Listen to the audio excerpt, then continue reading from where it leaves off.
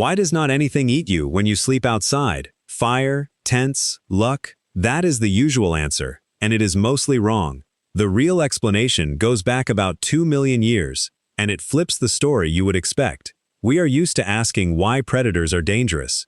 The better question is why we became dangerous to them. Start with the obvious part. Humans survive in the wild through technology and group cooperation. Fine, true, but it skips the interesting bit. Modern Homo sapiens have been around maybe 300,000 years. The genus Homo was hunting large mammals long before that. Mammoths, cave bears, giant elk, saber-toothed cats. Our ancestors did not avoid these animals. They went after them, and got better at it with every generation of tools and coordination. So natural selection was not only shaping us, it was shaping the predators too. We tell evolution as a story about prey getting faster or sneakier. Almost nobody asks what happens to predators once the prey starts hunting back in groups, armed, and actually winning often enough that it changes the odds for the whole species. Here is the mechanism. A predator that approached early human groups boldly ran into organized, armed hominids and often did not survive it. One that hung back and stayed wary lived to have cubs. Run that for 2 million years and you get large carnivores carrying genuinely inherited wariness of the human shape. Nothing any single animal had to learn the hard way. A sea turtle hatchling heads for the ocean the first time it has ever seen one. A chick freezes at a hawk silhouette with zero experience of being hunted. Same idea, just a different species feeling it. Evolution did not just teach us to fear the wild. It taught the wild to fear us back. Probably harder, since we were the kind of threat that escalated, coordinated, and did not play by the usual predator and prey rules. Most threats in nature are at least predictable once you know the species. We were not.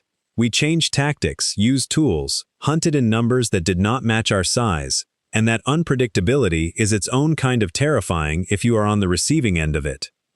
And this is not just a tidy theory someone came up with after the fact. A study from 2017 out of UC Santa Cruz ran human voices through hidden speakers near active mountain lion kill sites against controls like frogs and birdsong to see how the lions would actually react in the moment.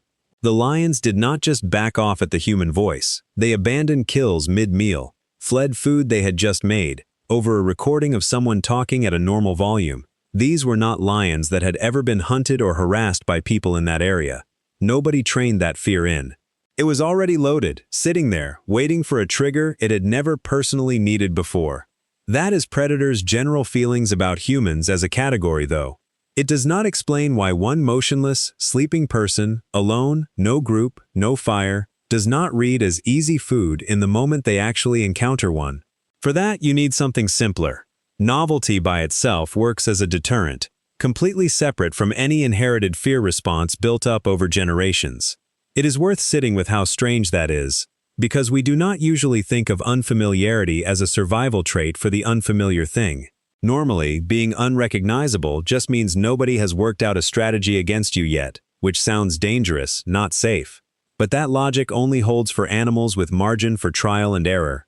A predator that can afford a few bad guesses might eventually take a swing at something new just to see what happens. A predator living closer to the edge, where one bad guess is the difference between hunting again next week and not hunting again at all, does not get that luxury. Caution is not a virtue for it. It is just what survives. Predators specialize.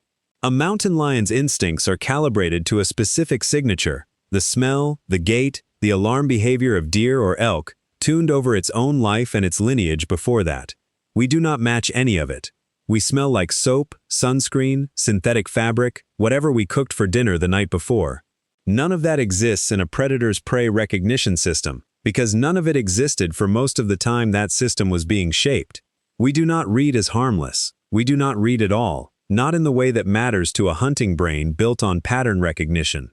We are an anomaly, and for an animal whose body is its only tool and whose injuries do not heal with anyone's help, checking out an anomaly is expensive. Guess wrong once and there is no second guess, no recovery period, nothing to fall back on. A predator with anything to lose leaves the anomaly alone and goes looking for something it actually knows how to read. This also flips the usual picture of predators. They are not opportunistic killing machines waiting for hunger to override judgment. the documentary narrator lion that pounces the second it gets hungry enough. They are risk managers, and pretty conservative ones at that. A torn muscle or an infected claw can mean days without hunting, and there is no slow recovery option when starving is the other choice on the table. Animals that reach the top of the food chain got there picking prey that was predictable and unlikely to fight back, not by gambling on unknowns just because they were hungry that day. A sleeping human, surrounded by other humans, smelling wrong, unreadable, belonging to a species that hits back and remembers exactly where it happened, fails every part of that calculation at once. Even a hungry predator does the math first, whether or not we would call it conscious math. High, vague cost.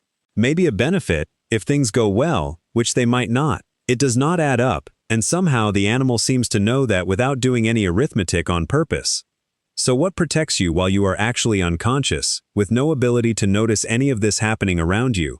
This is the hard part to believe, because it contradicts how sleep feels from the inside. Sleep is not full shutdown. There is something called sentinel sleep function. The sleeping brain keeps processing sound, smell, even shifts in air pressure all night, screening for anything threat-shaped without necessarily waking you up or leaving any memory of it by morning.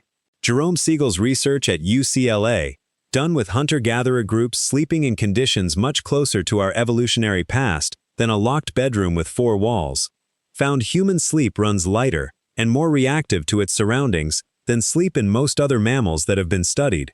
Makes sense when you think about the conditions that shaped it. Early humans slept in groups, often out in the open with minimal shelter, so not everyone needed to be alert at once for the group as a whole to have some coverage. But each person still needed enough baseline awareness to react fast if something changed nearby. You are never quite as unconscious as it feels, even on a night that seems to pass in one uninterrupted blink. None of this holds up without addressing the exceptions, and they matter precisely because they are rare. Nearly every documented predator attack on a sleeping human involves an animal that is injured, starving, old, or had its inherited wariness worn down by people feeding it, on purpose or by accident, until it stopped connecting humans with danger and started connecting them with food instead. The Tsavo lions from 1898, the infamous pair that killed dozens of railway workers in Kenya during construction of the Uganda Railway, turned out on examination to have severe dental damage and abscesses that made hunting their usual prey nearly impossible. That was not ordinary boldness toward people. That was what happens when physical desperation overrides whatever caution normally wins out. The exception is not a counterexample to anything said here. It is proof of how strong the baseline rule has to be before something finally cracks it, and how extreme the circumstances need to get before that happens at all. There is a deeper layer underneath all of this too. Human presence does not just get avoided on a case-by-case basis.